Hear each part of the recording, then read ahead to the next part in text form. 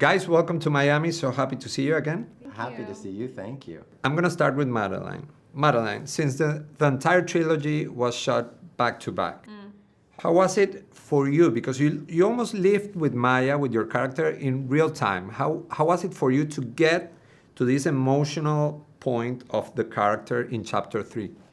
I think there's a really big blessing as an artist to have all of the work right in front of you when you sign on to a project. I mean, I came from TV where you get a script as you're shooting, so you never really know what you're setting up for your character. Here I had the entire arc in front of me and got to really play with it, you know, and got to really like make it my own with Courtney as well. So it was actually quite a blessing. There was no time gap between shooting them. It was exactly where I was supposed to be at that time, and it was in real time. So I got to grow with her and learn with her and evolve as she evolved. However, we didn't shoot them back to back. We shot them at the same time. So it was like, I think the first week we shot was the opening sequence of movie 2. Oh, wow. That was probably the hardest part. But when you look at it as one long movie, you don't shoot films chronologically anyways. Yeah, that's so cool. And this question was for Courtney, but it can be for both.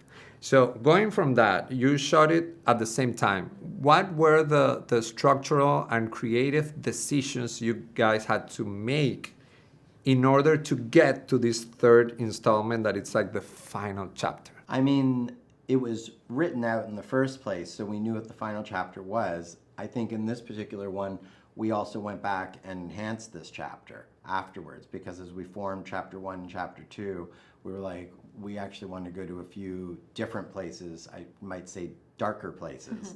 And so we went and found that additional darkness on top of the darkness we were already in. A lot of darkness here. But I think that's how we just sort of like, we knew by the time we got to chapter 3, this was going to get very sort of twisted and weird.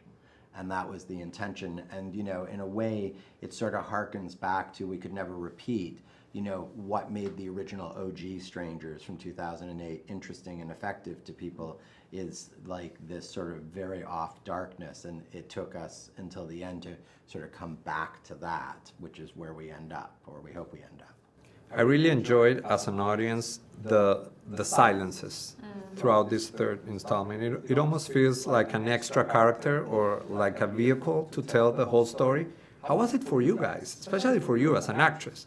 How did you understood the silence as a vehicle to tell the story? You know, it's interesting. I had never once thought about how quiet I was in this film when I was shooting it. It doesn't really go through your brain. You're just like living these scenes moment by moment. But there is a lot of silence in the film, and I think it does play as a main character. But I never really thought about it, to be honest with you. And it's interesting you say that, because yet you see way more characters in this third film than you've ever seen in any of the other chapters of the movie, and yet people who are watching it are saying the same thing as you. I feel that silence, and I'll quote one line that comes from the movie. We won't say where it comes from. It's quiet in the dark. Yes, and before I leave really fast, did you guys take a souvenir from set or no? Yes. I always take souvenirs, but we have matching souvenirs. Yeah, we have a matching, so the clapper board. Okay, Right, so there was an A camera and a B camera, and we have those clapper boards. that's cool. And- That's awesome. Congratulations. Thank you. Thank you. Great trilogy. Thank you you. so much.